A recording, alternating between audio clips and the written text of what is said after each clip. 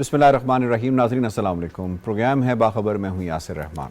आज के मौजू में हम बात करेंगे साबिक वज़ीर आज़म के साबिक प्रिंसिपल सेक्रेटरी आज़म खान ने साइफर से मुतालिक अपना बयान 164 का बयान मैजिस्ट्रेट के सामने रिकॉर्ड करवाया है, जिसमें काफ़ी होशरुबा इंकिशाफात किए गए हैं, जिसमें उन्होंने साबिक वज़ीर आज़म के हवाले से बताया कि ये सियासी मकासद के लिए साइफर का ड्रामा रचाया गया। उनका मजीद ये बयान में कहना था कि साइफर के मामले पर पूरी काबीना को मुलव्विस किया गया, फिर तमाम लोगों को ये बताया गया कि साइफर को कैसे इस्तेमाल किया जा सकता है इस सीक्रेट मुरासले को ज़ाती मकासद के लिए, और बाज़ इसको मुल्की इदारों के खिलाफ अवामी राय कायम करने के हवाले से कोशिश की गई। उनका मजीद ये कहना था साबिक वज़ीर आज़म ने साइफर को अपोजिशन और इस्टेब्लिशमेंट के खिलाफ बयानिया बनाने के लिए इस्तेमाल करने का फैसला किया। उनका मजीद ये कहना था कि साबिक वज़ीर आज़म ने साइफर अपने पास रख लिया जो कानून की खिलाफ वर्जी थी, और साइफर वापस मांगने पर उस पर गुम होने का कह दिया, और बार बार कहने के बावजूद साइफर को वापस नहीं किया गया। आज़म खान के बयान के मुताबिक साबिक वज़ीर आज़म ने उनसे कहा कि वो उसे अवाम के सामने तोड़ मरोड़ कर पेश करेंगे और मकामी शराकतदारों की मिली भगत से गैर मुल्की शराकत के हवाले से बात करेंगे। बेसिकली साइफर का जो मामला है ये उठा जब हमारे जो उस वक़्त के जो साबिक पाकिस्तानी जो सफ़ीर थे अमेरिका में तैनात थे असद मजीद साहब, उनकी मुलाकात होती है डॉन लू जो कि अमरीकी सिफारतकार थे। गैर रस्मी मुलाकात थी, खाने पर मुलाकात थी, उस पर वो पाकिस्तान के हवाले से अपने कुछ ख्यालात का इजहार करते हैं, जिसे असद मजीद ये समझते हैं कि ये बहुत अहम बात है और इसे वो अपने जो हेड ऑफिस है यानी दफ्तर खारजा है उस तक इसको पहुंचाया जाना चाहिए। वो अपने कोडेड वर्ड्स के अंदर, जिसको साइफर कहा जाता है, वो जो इतलात होती हैं, पैगामात होते हैं, बातचीत होती है, उसको वो अपने दफ्तर खारजा में पहुंचाते हैं। दफ्तर खारजा ये समझता है कि जी बहुत अहम है, इसे अहम जो शख्सियात हैं जिसमें साबिक वज़ीर आज़म भी शामिल थे उन्हें पहुंचाया जाना चाहिए। वो तमाम जो साइफर के हवाले से जो उनकी कॉपीज़ हैं जिन्हें असल तस्वर किया जाता है उनको तमाम मुताल्लिका अशखास बशमूल साबिक वज़ीर आज़म को भिजवा दिया जाता है। उसके बाद ये 1 महीने का वक्त होता है, इस पर SOP के जैसे ही आपको भेजा जाता है, अपने 1 महीने के अंदर अंदर वो तमाम जो मुताल्लिका इदारे या स्टेक होल्डर्स हैं उनको वापस जमा करवाया जाता है दफ्तर खारजा के अंदर। सारों ने वापस जमा करा दिया, साबिक वज़ीर आज़म ने वापस जमा नहीं कराया, और वो क्यों नहीं कराया वो सारा कुछ जो है इस बयान के अंदर सामने आ चुका है। इस पर बात करेंगे इस पैनलिस्ट से। सबसे पहले तारुफ करवा देते हैं, आज हमें स्काइप के जरिए ज्वाइन कर रहे हैं मुर्तज़ा सोलंकी साहब, इस्लामाबाद स्टूडियोज में हमारा साथ दे रहे हैं रशीद साफ़ी साहब, ताहिर नईम मलिक साहब, डॉक्टर फारूक आदिल साहब, और स्काइप ही के जरिए शनीला अम्मार साहिबा ने हमें ज्वाइन किया है, और तमाम पैनलिस्ट को हम खुश आमदीद कहते हैं। पहला सवाल मुर्तज़ा सोलंकी साहब आपसे होगा। साइफर एक ड्रामा था, साबिक वज़ीर आज़म के प्रिंसिपल सेक्रेटरी का बयान क्या हसास मामलात पर मुल्क की सलामती को दाव पर लगाने का वाले का मुहासबा नहीं होना चाहिए? ये जो साइफर का जो किस्सा है ये ड्रामा नहीं था, बल्कि एक संगीन कौमी जुर्म है जो हालात से पता चलता है। जो आज़म खान का जो बयान है उससे मैं ये नतीजा अखज़ नहीं करता कि वो मदर तेरेसा की तरह से मासूम है। अच्छा। लेकिन हर बड़े जुर्म में बहुत से किरदार होते हैं, जो मरकज़ी किरदार है इस पूरे जुर्म का वो साबिक वज़ीर आज़म है। ये बात ऑडियो लीक से भी साबित हो गई है और ये जो बयान है उससे भी साबित हो गई है, तो अब इसमें किसी को कोई शक नहीं है। लेकिन FIA क्योंकि एक मजाज इदारा है तहकीक और तफ्तीश करने का, उसको 6 माह तक इस जमात ने स्टे ऑर्डर लेकर लाहौर हाई कोर्ट से रोके रखा, जो कि अब खाली हो गया है। तो अब ये तफ्तीश होगी, 25 तारीख को उनको बुलाया है। इसमें 3-4 तरह की सज़ाएँ हैं। अगर ऐसे मासूमाना गलती हो तो शायद 2 साल सज़ा है, लेकिन अगर आप अपने सियासी मकासद के लिए उसको इस्तेमाल कर रहे हैं और कौमी जो राज है उनको अफशा कर रहे हैं, तो फिर इसमें 14 साल से लेकर उम्र कैद तक की सज़ा है। तो जो होगा अब वो होगा, लेकिन एक बात बिल्कुल तय है कि जो नाकाबिले तलाफी नुकसान इन्होंने पहुंचाया था पाकिस्तान की सफारतकारी का, कि दुनिया के किसी मुल्क में कोई आदमी हमारे सफारतकार को कोई बात बताते हुए 10 दफ़ा सोचेगा कि ये मेरी बात चौकों और चौराहों पर पाकिस्तान में होगी। بالکل ٹھیک ہے, آپ کا پوائنٹ آ گیا. شریلا مار صاحبہ اس میں آپ کو انوالو کرتے ہیں. یہ فرمائیے گا, کہا یہ جا رہا ہے پی ٹی آئی کی جانب سے کہ جو اعظم خان صاحب ہیں ان کے اوپر تو گمشدگی کا پرچہ ان کے حوالے سے درج تھا, تو ایک گمشدہ آدمی کیسے بیان ریکارڈ کرا سکتا ہے؟ تو یہ فرمائیے گا کہ کیا 164 کا جو بیان ہے وہ بنا مرضی ریکارڈ کروایا جا سکتا ہے ایک میجسٹریٹ کے سامنے؟ یاسر, جب ان کا بیان سامنے آیا تو اس وقت مجھے فواد حسن فواد اور احد چیمہ یاد آنا شروع ہو گئے. دیکھیں احد چیمہ جو تھے ان کو کتنا عرصہ جیل میں رکھا گیا, ان کے اوپر کتنا پریشر ڈالا گیا کہ وہ شباشی صاحب کے خلاف جو ہے وعدہ معاف گواہ بن جائے, لیکن چونکہ کچھ غلط کیا نہیں ہوا تھا, انہوں نے وہ ساری جیلیں, ساری مصیبتیں, سب کچھ بھگتا, اپنا کریئر داؤ پہ لگایا, لیکن وعدہ معاف گواہ نہیں بنے. پھر وہ جو نواز شریف صاحب کے جو تھے پرنسپل سیکرٹری فواد حسن فواد, ان کو جیل میں رکھا گیا, ان پہ کس طرح سے ٹارچر کیا گیا, وہ وعدہ معاف گواہ نہیں بنے, کچھ گناہ نہیں تھا. اعظم خان صاحب جو ہیں وہ خود آئے ہیں, آ کے انہوں نے اپنی مرضی سے وہ بیان ریکارڈ کروا رہے, اس لیے کہ وہ اس جرم میں ساتھ شامل تھے. انہوں نے ایسے اور بہت سے غلط کام سابق وزیر اعظم کے ساتھ مل کے کیے ہوئے تھے, اب وہ اپنی جان چھڑانا چاہ رہے ہیں. اگر وہ بھی پاک صاف ہوتے, سابق وزیر اعظم نے بھی کوئی غلط کام نہ کیا ہوتا, تو وہ بھی احد چیمہ فواد حسن فواد کی طرح ڈٹ جاتے, تمام مشکلات برداشت کرتے, لیکن یہ بیان آ کے قلم بند نہیں کرواتے. چونکہ یہ جو سائفر کا جو ڈرامہ تھا, یہ تو ہم سب کو پہلے دن سے پتا تھا. جو سابق وزیر اعظم تھے انہوں نے جب یہ لہرایا تھا 28 فروری کو جلسے کے اندر, اس سے پہلے ان کو سابق آرمی چیف نے اس کے بارے میں بتایا تھا, تو انہوں نے کہا تھا کہ ایسے سائفرز تو ایسی چیزیں تو آتی رہتی ہیں, لیکن اس وقت ان کو یقین نہیں تھا کہ یہ عدم اعتماد جو ہے وہ کامیاب ہو جائے گی. وہ سمجھ رہے تھے کہ شاید جن کے ساتھ ون پیج پہ ہوں وہ کسی نہ کسی طرح اس کو مینج کر لیں گے, پھر رکوا دی جائے گی. لیکن جب ان کو یقین ہونا شروع ہوا کہ نہیں اب یہ نہیں رک رہا, تو انہوں نے اس قومی مفاد کو داؤ پہ لگا دیا صرف اپنے اقتدار کو روکنے کے لیے. اور یہ تو بات سب کو پتا ہے کہ جو سابق وزیر اعظم ہیں وہ اپنے اقتدار کے لیے پورے ملک کی سلامتی کو داؤ پہ لگا سکتے, جو یہ کہہ دیں کہ آپ ایٹم بم گرا دے اس عوام کے اوپر, بجائے ان کو اقتدار کے اندر لے کے. پھر آئی ایم ایف کا معاملہ ہمارے سامنے ہے کہ اس کا معاہدہ توڑ کے چلے گئے, جو خود آئی ایم ایف کہہ رہا ہے کہ پاکستان کے معاشی پرابلم کی وجہ ہی پچھلی حکومت کی پالیسیز تھی, اور جو انہوں نے وعدہ خلافی کی تھی وہ. پھر جب وہ اس معاہدے کو ہونے نہیں دے رہے تھے, جو ان کے وزیر خزانہ کے جو آڈیو لیک آئی تھی, اور پھر جب آڈیو لیک آ گئی جس میں وہ کہہ رہے تھے کہ عوام جو ہے وہ اس وقت بڑی چارج ہے اور ہم اس سائفر کے اوپر مزید جو ہے وہ کھیلیں گے. تو میرا یہ جو سائفر والا ہے اب سامنے آ چکا ہے, سب کو پہلے معلوم تھا, لیکن اب آپ کے سامنے ایک گواہ آ چکا ہے. پھر جو یہ گمشدگی والی بات ہے, جو انہوں نے کہا کہ ان سے مانگا گیا تو انہوں نے میں سے گم ہو گیا, یہ بات انہوں نے ایک نجی ٹی وی چینل میں انٹرویو دیتے ہوئے بات کہی کہ ان سے پوچھا گیا سائفر کہاں, کا وہ تو مجھ سے گم ہو گیا, ادھر ادھر ہو گیا. ڈونلڈ ٹرمپ کو اس وقت جو ٹرائل ہو رہا ہے وہ اسی چیز کے اوپر ہو رہا ہے کہ وہ حساس دستاویزات. اور یہاں یہ سوال بھی بنتا ہے کہ کیا سابق وزیر اعظم وہ مراسلہ یا وہ جو کوڈڈ ایک ڈاکیومنٹ تھا اپنے پاس رکھ سکتے تھے؟ وہ مجاز تھے اپنے پاس رکھنے کے؟ وہ بالکل نہیں تھے, کیونکہ جو ایس او پیز ہیں اس کے مطابق جو سائفر آپ کے پاس آتے ہیں آپ نے وہ واپس کرنے ہوتے ہیں, فورن آفس میں اس کا آڈٹ ہوتا ہے. یہ چند لوگوں کے پاس جاتے ہیں, آرمی چیف کے پاس جاتا ہے, صدر کے پاس جاتا ہے, وزیر اعظم کے پاس جاتا ہے, اس کے بعد جو پرنسپل سیکرٹری ان کے پاس جاتا ہے, اس کے بعد اس میں واپس ان کو اکٹھا کیا جاتا ہے.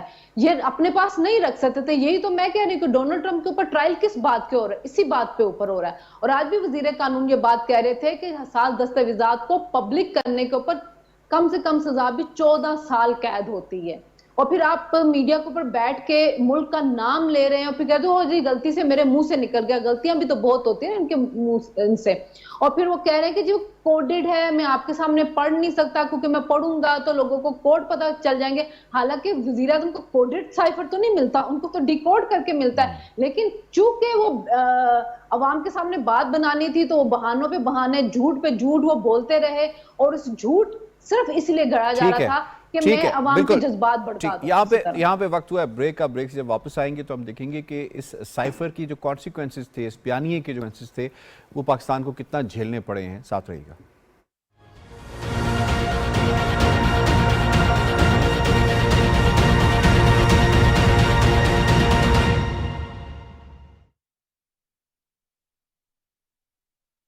اللہ اکبر اللہ اکبر اللہ اکبر اللہ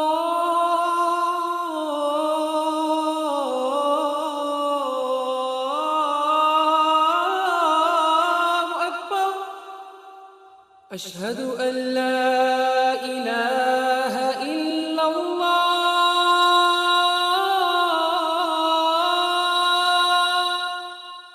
أشهد أن لا إله إلا الله أشهد أن محمد رسول الله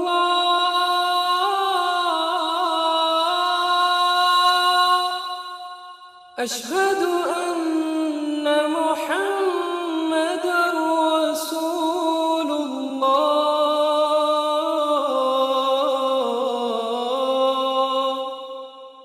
حي على الصلاة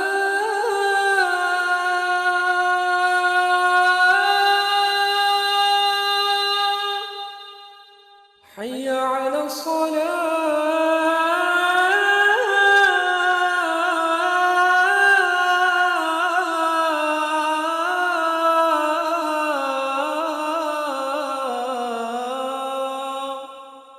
حي على الفلاح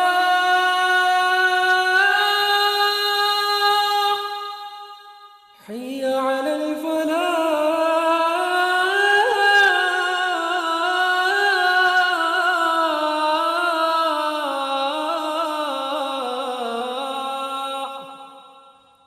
الله أكبر الله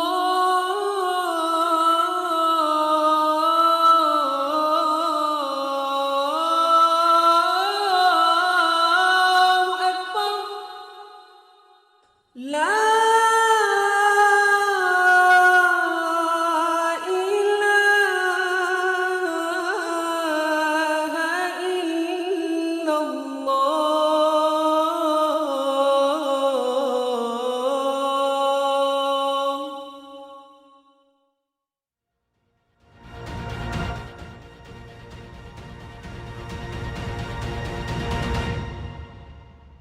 वेलकम बैक जी। हम बात कर रहे हैं साइफर और साइफर के ऊपर जो बयानिया बनाया गया। रशीद साफ़ी साहब इसमें आपको शामिल करते हैं। सर ये फरमाइएगा, पहली बात तो ये कि क्या इतना आसान है कि एक वज़ीर-ए-आज़म के ऑफिस से एक साइफर का गायब हो जाना, इसको हम एक मामूली सी बात समझ लें, और फिर साबिक़ वज़ीर-ए-आज़म का ये कहना कि उसके जो मास्टर कॉपी है वो दफ्तर ख़ारजा में मौजूद है, क्या इसे जस्टिफिकेशन माना जा सकता है?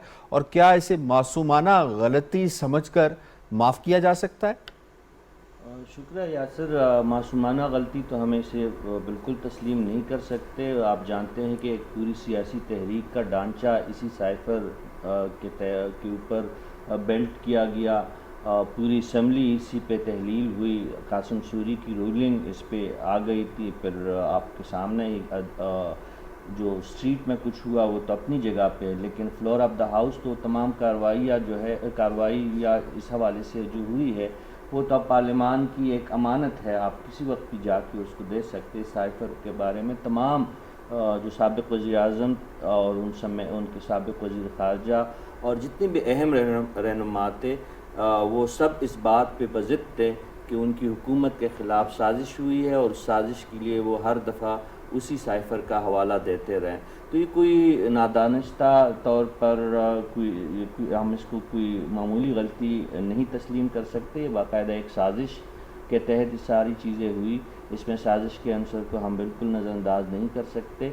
अब चूँकि FIA ने इंक्वायरी शुरू कर रखी है और 25 जुलाई को तलब किया गया है, और उससे भी बढ़ के जो साबिक़ प्रिंसिपल सेक्रेटरी थे साबिक़ वज़ीर-ए-आज़म के, उनका जो इक़बाली बयान वज़ीर क़ानून ने भी उसको इक़बाली बयान करार दिया और वज़ीर दाखिला ने भी उसको इक़बाली बयान करार दिया है। तो हमें भी ये कहना पड़ रहा है कि ये इक़बाली बयान है उनका।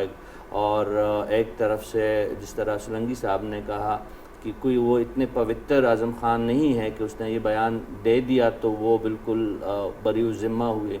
अब बहुत सारी चीज़ें प्रिंसिपल सेक्रेटरी के ज़रिए ही वज़ीर-ए-आज़म ऑफ़िस और वज़ीर-ए-आज़म तक पहुंचती है। तो इस किस्म के हसास मामलात जो है ब्यूरोक्रेसी की बाकायदा इस हवाले से तरबियत होती है, तालीम उनकी इसी हवाले से होती है। वो जानते हैं कि क्या चीज़ जो है वो प्रेजेंट किया जा सकता है, क्या चीज़ जो है नहीं प्रेजेंट किया जा सकता है। और अगर इस तरह की सिचुएशन बनती है تو وہ فوراً پھر متعلقہ اداروں کو آگاہ کرتے ہیں. دفتر خارجہ کو کیا اعظم خان صاحب یہ بتا سکتے ہیں کہ جب یہ سائفر ان کے بقول جب منع کیا انہوں نے سابق وزیر اعظم کو کہ اس سے نہ کھیلے اور وہ اس سے کھیلنے پہ بضد تھے, تو کیا ان کے پاس کوئی ثبوت ہے کہ انہوں نے اس وقت کے دفتر خارجہ کو بتا دیا تھا یا تھرو پراپر چینل جو ہے سفارتی حلقوں کو آگاہ کیا تھا یا ایجنسیز کو بتایا تھا؟ یہ ساری چیزیں 25 جولائی کی بات کو لیں گی اور ایف آئی آر جو ان کی گمشدگی کے حوالے سے ایک درج ہوئی تھی کہ اعظم خان کے جو رشتہ دار تھے وہ سمجھ رہے تھے کہ شاید ان کو اغوا کیا گیا تھا. تانا کوسار میں اغوا کا ایک پرچہ انہوں نے درج کیا ہے. آج اس نے خود اس حوالے سے بیان دیا ہے کہ وہ کسی دوست کے ہاں مقیم تھے اور یہ جو ایف آئی آر ہے اس کو کالعدم قرار دی جائے. تو بہت چیزیں سسپیشیس ہے, کھلواڑ بہت بڑا ہوا ہے, ملک و قوم کو اس کا نقصان ہوا بھی ہے اور آنے والے دنوں میں بھی, جس طرح سولنگی صاحب کہہ رہے تھے کہ کون ہوگا کہ پاکستانی سفارتکاروں پہ آئندہ وقتوں میں اس قدر وہ اعتماد کریں گے اور ان سے راز و نیاز کی باتیں کرنے پہ قائل ہوں گے. یہ ایک واقعہ. یہ دوسرا ایک واقعہ کہ ایک اعلیٰ ایجنسی کا ایک اعلیٰ عہدیدار جب فالب کابل ہوا تو جا کے سرینا کابل میں جب چائے کی کپ کے ساتھ انہوں نے جو بیان دیا تھا, آج تک آپ کے افغانستان کے ساتھ تعلقات درست نہیں ہو سکے. اسی طرح امریکہ دیکھیں, یہ آئی ایم ایف کے ساتھ جو آپ کتنے معاملات الجھتے رہے اور عالمی سطح پہ کئی جگہوں پہ امریکہ نے آپ کے ساتھ جو ناراضگی کا اظہار کیا, تو یہ تو ایک بڑی وجہ یہ بھی ہے اس میں کہ آپ نے تعلقات میں اتنی بڑی درار ڈالی کہ یہ موجودہ حکومت نے بلاول بھٹو کو 7-8 مرتبہ امریکہ کا دورہ کر کے اب بھی ہمارے تعلقات جو ہے امریکہ کے ساتھ اس نہج پہ نہیں پہنچے جو 2017-18 میں ہمارے تعلقات تھے امریکہ کے ساتھ. بہت بڑی ایک سازش ہوئی ہے. اب دیکھنا یہ ہے کہ جس طرح اعظم نذیر تارڑ صاحب فرما رہے تھے کہ 2 سال سے لے کر 14 سال بلکہ عمر قید تک اس میں سزائیں ہیں, تو جنہوں نے کیا ہے ان کو اب اپنی کیے کی سزا کے لیے تیار رہنا چاہیے. اگر غلطی نہیں ہے ان کی تو ظاہر ہے انکوائری میں بھی کلیئر ہو جائے گی اور کسی لیول پہ اگر عدالت میں یہ بات جاتی ہے تو اچھے وکلاء بغیر فیس کے ان کے لیے حاضر ہوتے ہیں تو بات کلیئر ہو جائے گی. لیکن اس سائفر کے معاملے کے حقیقت تک پہنچنا اور ہر شہری کو اس سے آگاہ کرنا یہ موجودہ حکومت کی ذمہ داری ہے اور اداروں کی ذمہ داری ہے. Very important. آپ نے سیکرٹ ایکٹ 1923 کے حوالے سے بات کی جس میں 14 سال یا پھر سزائے موت بھی ہو سکتی ہے. میں آپ کو اس میں انوالو کروں گا. ڈاکٹر فاروق عادل صاحب یہ فرمائیے گا اس سارے پروسیس کو جو یہ فالو کیا گیا, جس طرح سے رشید صافی صاحب نے اس کی ڈیٹیلز بتائیں, سفارتی سطح پر پاکستان کو کتنا نقصان ہوا ہے؟ اچھا, ہم بات کرتے ہیں سفارتی سطح پر اس کے کیا نقصانات ہوئے, اگرچہ ہم یہاں ڈسکس ہو چکا کہ اس کے کیا نقصانات ہوئے یا ہو سکتے ہیں.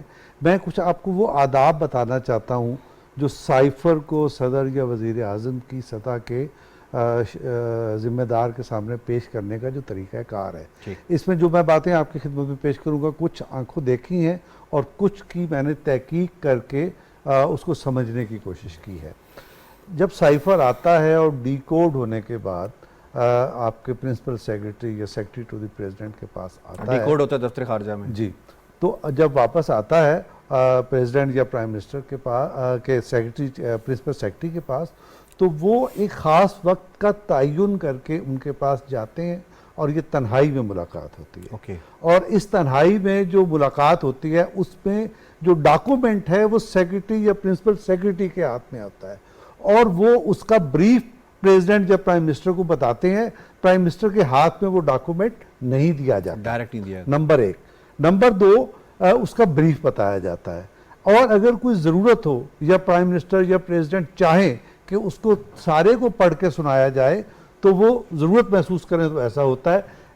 دیکھیے اب بات یہ ہے کہ اب خود تسلیم کر لیا ہے سابق پرنسپل سیکریٹری صاحب نے کہ وہ ڈاکومنٹ انہوں نے سابق پرائم منسٹر کے ہاتھ میں دیا, تو یہاں کرائم کمٹ ہو گیا ہے, یہ کرائم ہے. تو ایک تو یہ بات. باقی ایسا سولنگی صاحب نے یہ کہہ دیا, ابھی صافی صاحب نے بھی کہہ دیا.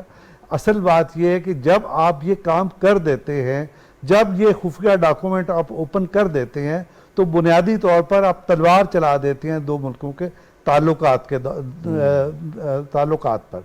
अब ये कैसे, किस कदर के सेक्रेट डॉक्यूमेंट है। अगर आप ये देखें, आप किसी सफारत खाने में जाएं तो सफ़ीर के दफ्तर के पास एक कमरा होता है जिसे ताला लगा हुआ होता है और उसकी चाबी सिर्फ 2 अफराद के पास होती है, एक सफ़ीर के पास और एक उसके जो बाइज़्मात तरीन आदमी के पास, और बाकी लोग उस दफ्तर को देखते भी नहीं, उसकी तरफ नज़र भी उठा के नहीं देखते, बल्कि सफारत खाने में ये समझा जाता है जैसे ये जगह वहाँ है ही नहीं, जिसे साइफर असिस्टेंट कहा जाता है उस बात जी बिल्कुल, का नाम। तो वो जगह वहाँ है ही नहीं। तो अब जो जिस जगह का इतना एहतराम हो, जिस जगह को इतनी अहमियत हासिल हो, आपने उसके परखचे कर दिए हैं। और पहली बार ये देखें, ये साइफर तो एक एक्सट्रीम है जिसमें आपने अमेरिका के साथ ताल्लुकात को तबाह बर्बाद करके रख दिया। और आप जरा उनको अगर देखें ना, वो जो ऑडियोज लीक हैं, आज तक उनके तर्जुमान वजाहतें देते फिर रहे होते हैं। अभी एक दिन पहले भी उनकी तरफ से ये वजाहत आई है कि हमारा कोई लेना देना नहीं पाकिस्तान की इंटरनल पॉलिटिक्स। उसमें एक बात मैं ऐड कर दूं कि देखें उसमें उस वक्त कहा हम ये खेलेंगे लेकिन नाम किसी ने नहीं लेना, और अगले लम्हे उन्होंने खुद अमेरिका का नाम लिया, फिर तकरीर में नाम लिया, फिर एक इंटरव्यू में नाम लिया, तो पब्लिक हो गया ना फिर तो ये। अमेरिका का नाम दूसरों को मना कर रहे थे, खुद नाम लिया। तो कहने का मतलब ये है कि आपने अमेरिका के साथ, आपने सऊदी अरब के साथ, आपने तुर्की के साथ, आपने मलाइशिया के साथ, चीन के साथ, किसके साथ ताल्लुकात को आपने सलामत रहने दिया है, सब चीज़ों को तोड़ फोड़ के रख दिया है। अब तो सच्ची बात यह है कि इसकी वाक़तन ऐसी तहकीकात होनी चाहिए और ऐसी इबरतनाक सज़ा होनी चाहिए कि आइंदा किसी को कौमी मफाद के साथ इस तरह से खिलवाड़ करने की हिम्मत ना हो। डॉक्टर ताहिर मलिक साहब, सर ये फरमाइएगा, इस सारे प्रोसेस को देखा जाए, इस सारी कार्रवाई को देखा जाए, इस बयानिए की एक पूरी जंग को देखा जाए, एक आम पाकिस्तानी को क्या पैगाम मिलता है? वो लोग जो इन अहम पोजीशंस के ऊपर बैठे हैं वो कितने रिलायबल हैं, वो कितना उन पर ट्रस्ट कर सकता है कि उसकी रियासत और ममलिकत को वो आगे लेकर जाएंगे और अपने ज़ाती मफाद के लिए इस्तेमाल नहीं करेंगे? सर, आम पाकिस्तानी की तवक्कुआत के मुताबिक ही है, क्योंकि 75 साल और अभी 76 ईयर्स होने लगे हैं अगस्त में। तो यो आम आदमी को इस फ़िज़ा में हमने रखा है कि कभी इस्लाम ख़तरे में है, कभी कौमी सलामती ख़तरे में है, कभी निज़ाम ख़तरे में है। तो ये सारे के में फ़ियर की इन्वायरमेंट में रखना, तो इसके भी दरपर्दा मकासद थे और चीज़ों को लिंक किया गया, एक बयानिया बनाया गया। और इसका अगर आप नेक्स्ट स्टेप देखें तो उनको ये बखूबी अंदाज़ा था कि वो पार्लियामेंट में अक्सरियत खो चुके हैं और तहरीक अदम एतमाद टेबल हो चुकी है। तो उसके बाद ये जवाब दिया गया कि इसको हम रिजेक्ट कर देंगे कि, और फिर एक टर्म यूज़ की गई रिजीम चेंज, कि दुनिया के मुल्कों में बहुत ऐसे हुए हैं और ये रिजीम, हालांकि वो एक गवर्नमेंट थे, रिजीम नहीं, इम्पोर्टेड हुकूमत, रिजीम चेंज कॉइन की गई। तो ये कॉइन की गई। और इसमें जो हसासियत है जिसकी तरफ मेरे बाकी पैनलिस्ट दोस्त इशारा कर सकें, रियासत के मफादात बाढ़ में जाएं लेकिन मेरा इक़्तिदार में रहना ज़रूरी है, खा मुल्क के ताल्लुकात, खारजा पॉलिसी, रियासत के मफादात उस पर कोई ज़्यादा आए तो बेशक आए।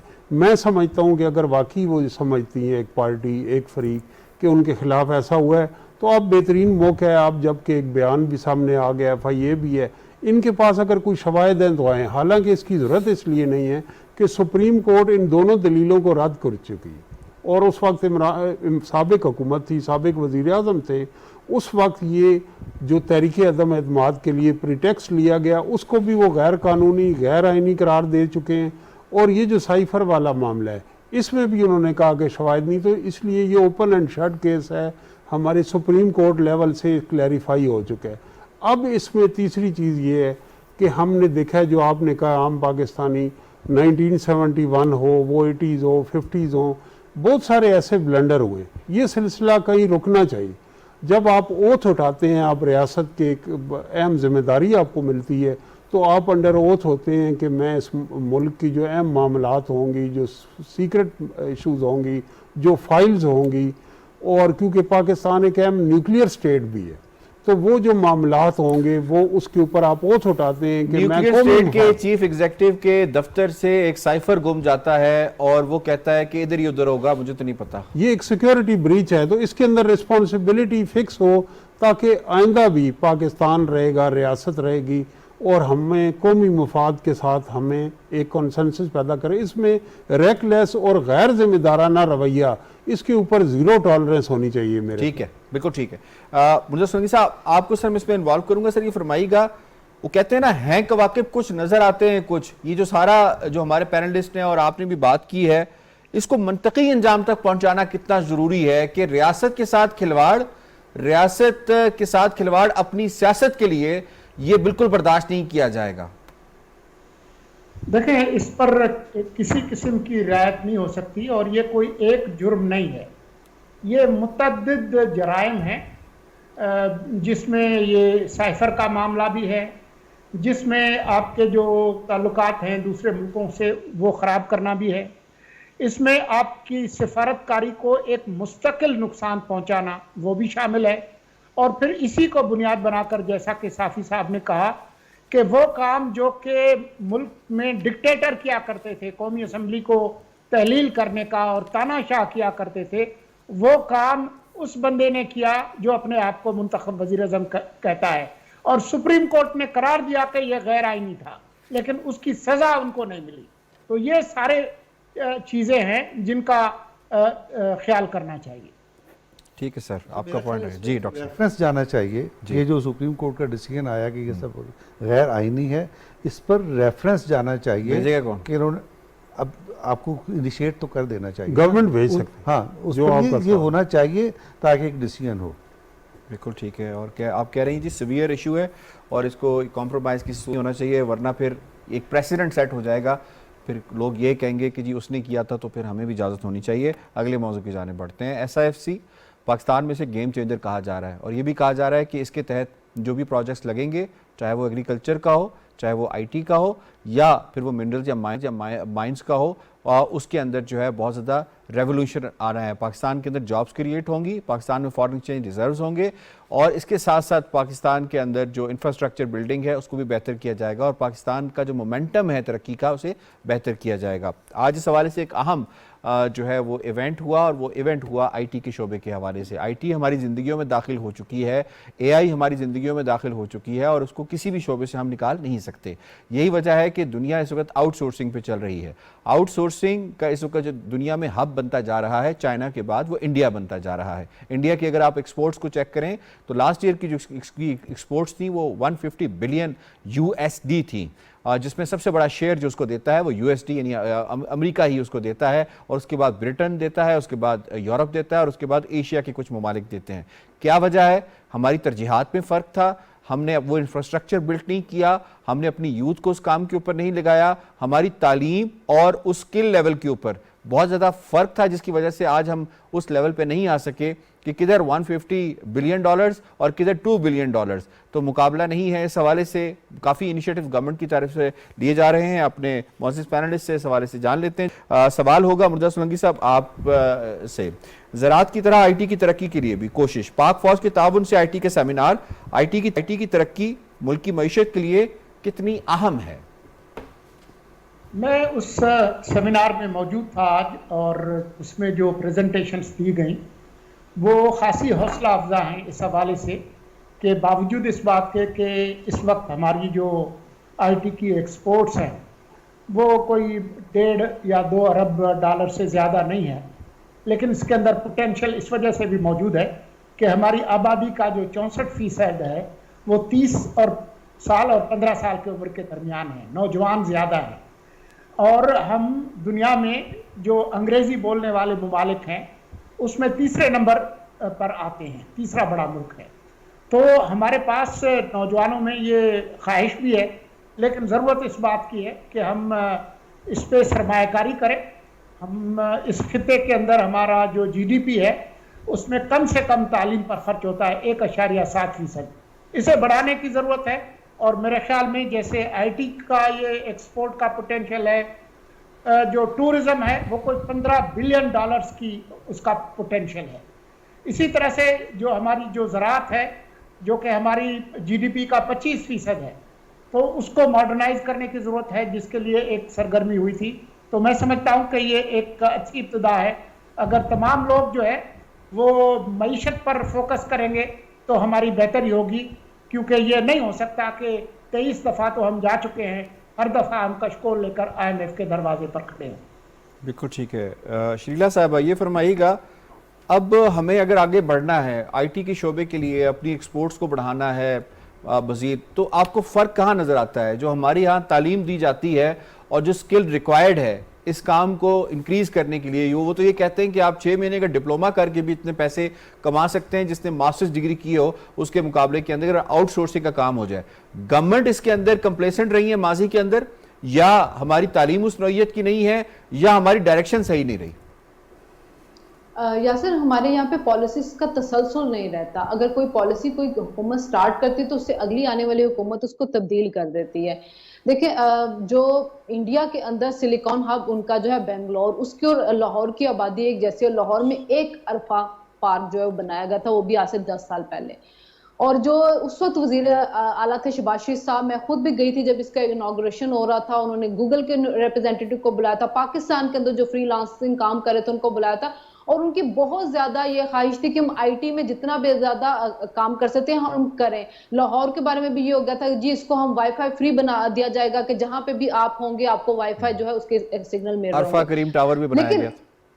जी, लेकिन ये है कि पाकिस्तान के अंदर फिर जब हमें तजर्बात करने का शौक होता है, और इसी तरह नवाज शरीफ साहब की हुकूमत के अंदर भी जो आईटी मिनिस्ट्री थी, उन्होंने इग्नाइट के नाम से एक प्रोग्राम स्टार्ट किया था जिसमें उनका टारगेट ये था कि 10 लाख लोगों को घर बैठे हुए फ्री कोर्सेज करवाए जाएंगे ताकि वो घर में बैठ के कमा सकें, जिनमें खवातीन भी थी और जो स्टूडेंट ग्रेजुएट करके फारिग हैं, जॉब्स नहीं मिल रही, उनके लिए भी सारा कुछ होगा। लैपटॉप दिए जा रहे थे, लेकिन फिर हमें तजर्बात करने का शौक होता है और एक हुकूमत मुसल्लत कर देगी जिसने आके अंडे कट्टे मुर्गियों की जो पॉलिसीज थी वो लेके आगे, और जो काम आपका हो रहा था वो खत्म हो गया। देखिए, इंडिया के अंदर जो टाटा है वो कंपनी 25 अरब डॉलर का रेवेन्यू एक साल में कमा रही है आईटी में, जो हमारी टोटल एक्सपोर्ट है।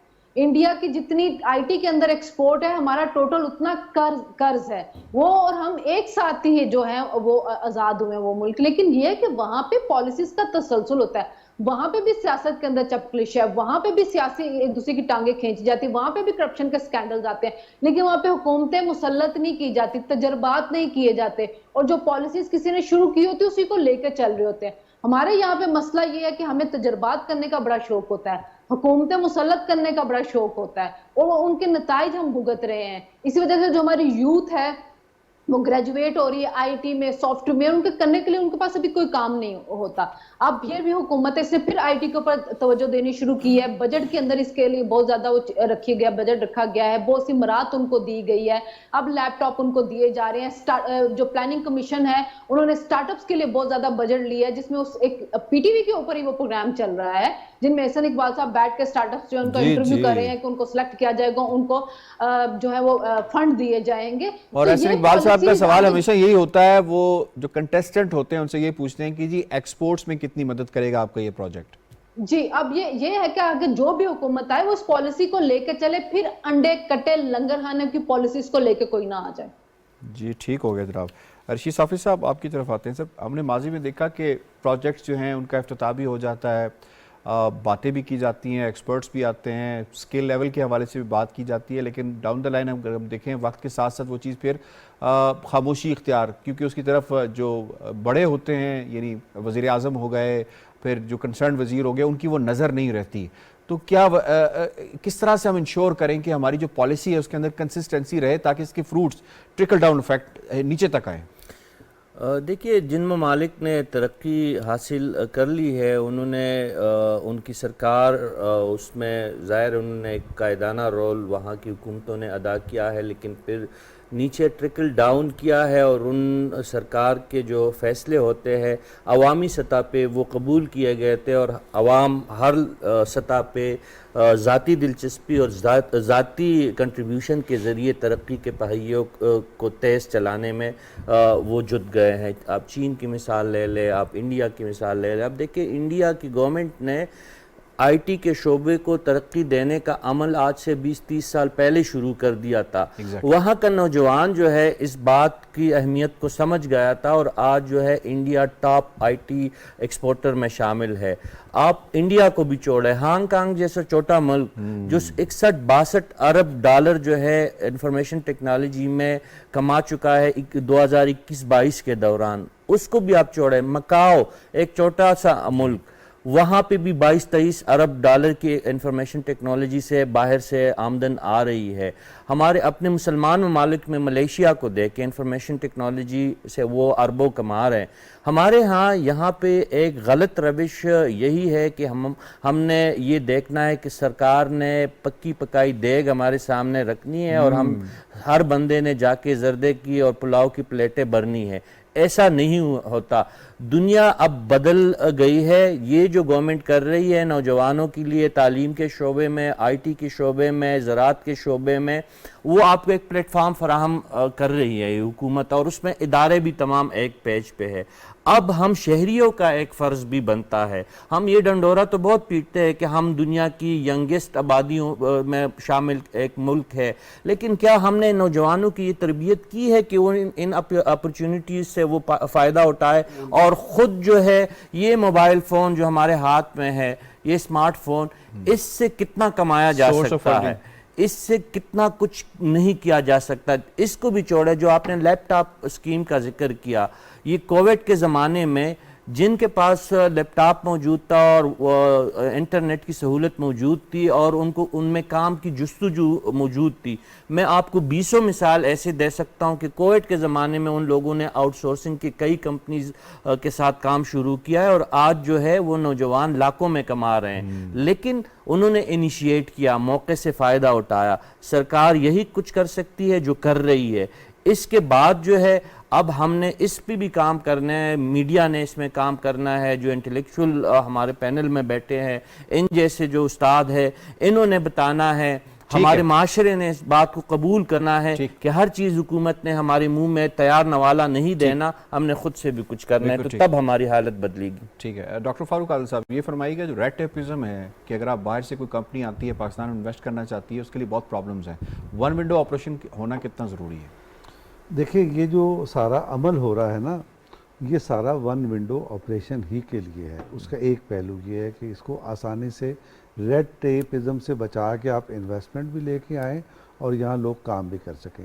اس کے علاوہ پالیسی کے تسلسل پر فکر بندی ہے. بنیادی بات یہ ہے ہمارے یہاں جو پالیسی کا تسلسل برقرار نہیں رہتا, اس کی 2-3 سطحیں ہیں جس کی وجہ سے اس میں مداخلت ہوتی ہے اور ہر چیز تہس نہس ہو جاتی ہے.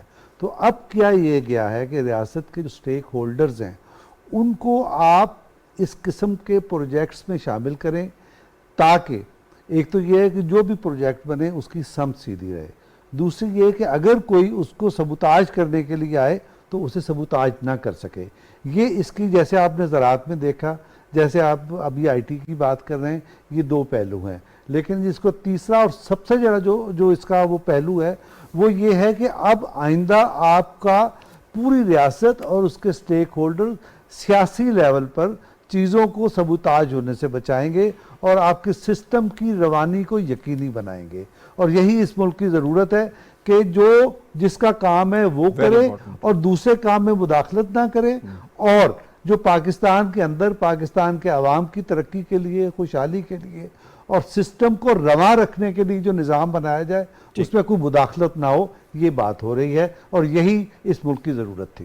نہیں ملک صاحب, یہ کتنا ضروری ہے کہ اونرشپ لی جائے, جو بھی نیکسٹ گورنمنٹ آتی ہے, چاہے پیپلز پارٹی بناتی ہے, پی ٹی آئی بناتی ہے یا پی ایم ایل این بناتی ہے, کہ وہ جو پروجیکٹس ابھی گورنمنٹ پی ڈی ایم حکومت چھوڑ کر جا رہی ہے, ایک تو انٹرم گورنمنٹ اس کو چلاتے رہے, اور دوسرا یہ جو گورنمنٹ جو آگے بنے گی اس کے اندر کنسسٹنسی ہونی چاہیے, وہ اونرشپ لیں تمام پروجیکٹس کی جن کا آغاز ہوا اس وقت ہوا ہے. یہ اس قدر ضروری ہے کہ حکومت چلانے کے لیے, ملک چلانے کے لیے, ریاست چلانے کے لیے معیشت کو چلانا ضروری ہے.